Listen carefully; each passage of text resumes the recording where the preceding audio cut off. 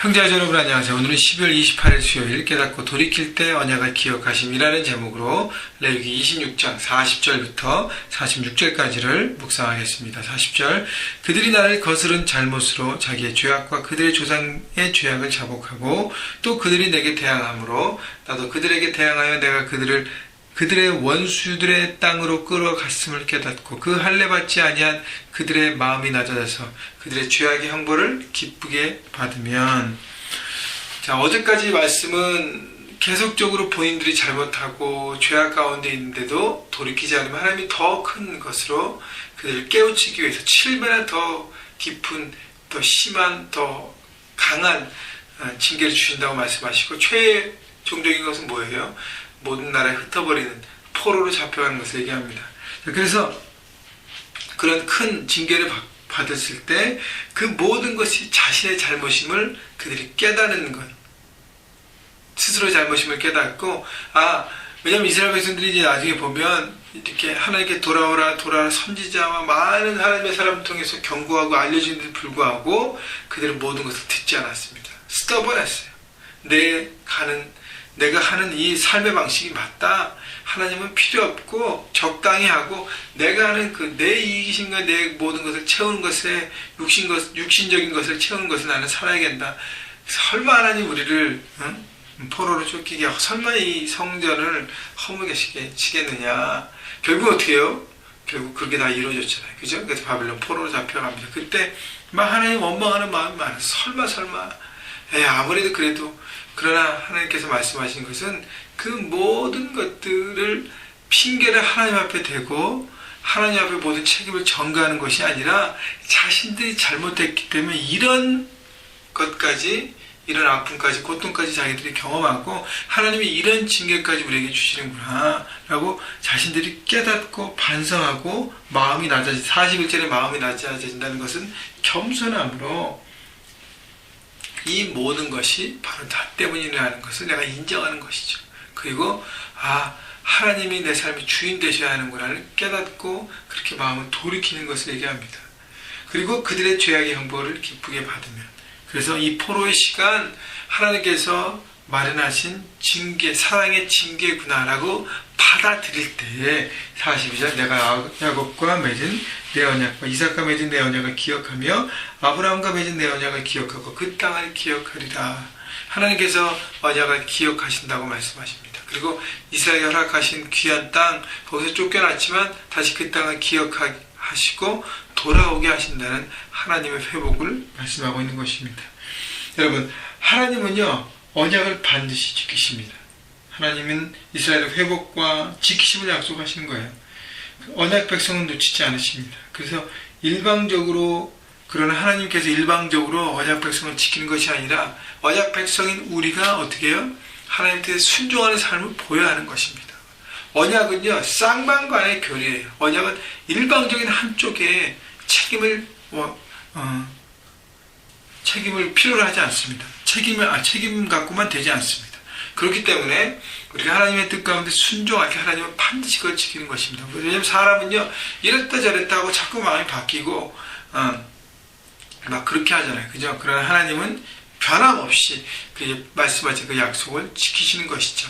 여러분, 이 모든 것이 바로 하나님의 그 사랑인 것입니다. 왜냐하면 하나님께서는 그 언약을 지키시기 때문에 언약을 지키고 원하세요. 그러나 사람이 계속 불순종하고 멀어지고 하나님을 거부하고 자기 멋대로 계속 살아갈 때 하나님은 그것을 돌이키기 위한 마지막 방법들을 쓰시는 것입니다. 그래서요, 보세요. 44절. 그래서 그들이 그들의 원수들의 땅에 있을 때 내가 그들을 내버리지 아니하며 미워하지 아니하며 아주 멸하지 아니하고 그들과 맺은 내 언약을 피하지 아니하리니 나는 여호와 그들의 하나님이 됨이니라. 이것이 바로 하나님의 사랑이라는 것입니다. 여러분, 징계를 주고 그냥 징계뿐 아니라 그냥 멸망시키고 그냥 완전히 소멸시킨 다음에 새로운 사람들과 언약을 맺으면 돼요. 하나님은 그렇게 안 하신다는 것입니다. 하나님 한 번 맺은 언약을 끝까지 지키신다는 거예요. 그래서 사람들이 언약을 온전히 지키고 회복하고 나올 수 있도록 하나님은 방법을 내시는 것이죠. 그래서 하나님께서 말씀하신 건 그잖아요. 44절 다시 보면 그들을 내버리지 아니하며 미워하지 아니하며 아주 멸하지 아니하는 것은 뭐예요? 적당히 혼을 내서 정신을 차리게 하고 돌아오게 하는 것이 하나님의 목적이라는 것입니다. 그들과 언약을 피하지 아니하리. 난 여호와 그들의 하나님이 되리라. 여러분, 하나님께서 우리의 하나님이 되신 것이 얼마나 감사한지 모르겠습니다. 여러분, 우리도 구원받은 백성이에요. 하나님께서 구원을 약속하셨습니다. 예수의 십자가를 우리가 믿음으로 그분이 나의 죄를 위해서 죽으심을, 그래서 그것을 믿고 살아가는 하나님 중심의 삶을 살겠다고 우리가 고백할 때 하나님께서 우리에게 구원을 주셨어요. 십자가 통해서 우리가 구원받았습니다. 그런데요, 우리가 구원을 이루는 삶을 살아야 합니다. 근데 그것을 저버리고 내 방식, 내 원하는 방식으로 살면 하나님 우리를 삶 가운데 징계를 주십니다. 아픔을 주세요. 왜냐하면 온전히 돌아올 수 있도록. 아주 멸하지 않고 우리에게 계속적으로 어려움을 주십니다. 여러분, 매 맞고 돌아오시겠습니까? 아니면 하나님께서 축복과 은혜를 부으실 때 그냥 믿음으로 순종하며 나가겠습니까? 여러분, 지혜로운 자는 올바른 선택을 할 것입니다. 하나님의 사랑 다시 돌아오게 하고 언약 백성으로 살 수 있는 기회를 주시는 것이죠. 하나님은 기다리고 계시는 것입니다. 45절, 내가 그들의 하나님이 되기 위해 민족들이 보는 앞에서 애굽 땅으로부터 그들을 인도하여 낸 그들의 조상과 언약을 그들을 위하여 기억하리라. 나는 여호와니라. 언약을 기억하신 하나님은 또 말씀하십니다. 애굽 땅에서 종되었던 이스라엘 백성을 해방시키시고 광야로 인도하셔서 언약을 맺으신 이스라엘은 하나님의 백성이 되고 하나님이 이스라엘 하나님으로 맺었던 언약 관계를 하나님이 잊지 않으시고 그것을 지키시길 원하신다는 것입니다.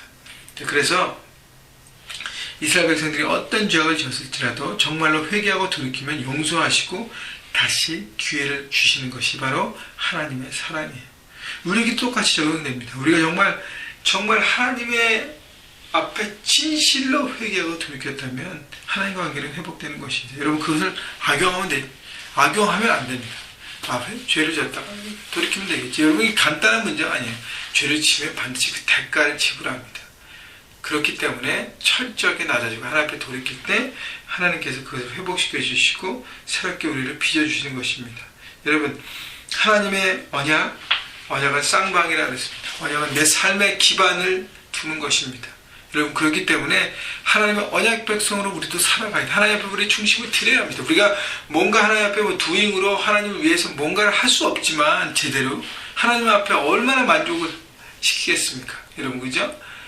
그러나 우리가 하나님 안에 있는 하나님의 자녀로서 그 내 마음 중심을 하나님 앞에 드리는 그 존재로서의 하나님 앞에 드리는 삶을 살 때 우리 하나님 언약 백성으로 날마다 살아갈 수 있는 것입니다.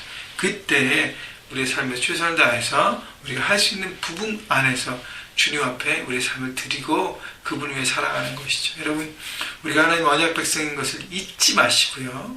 하나님의 구원받은 백성을 잊지 마시고 구원받은 백성으로 나는 어떻게 살아가야 될 것인가 다시 한번 돌이키시고 돌아오셔서 이번 주 한 해를 정리하는 이 시간 돌아보시는 그 부분이 되었으면 좋겠습니다. 과연 나는 하나님의 백성, 하나님의 사람으로 나는 지금 어떻게 살고 있는가? 혹시 나는 내 기준을 붙잡느라고 하나님의 기준과 하나님의 말씀과 하나님의 그 명령에 나는 귀 기울이지 않고 다른 방향으로 가고 있는지 여러분 궤도 수정을 하시고 방향을 점검하시고 오늘도 언약 백성으로 하나님이 기다리시고 바라보시고 기대하시고 즐거워하시는 그 백성으로 살아가시기를 주님의 이름으로 축원합니다.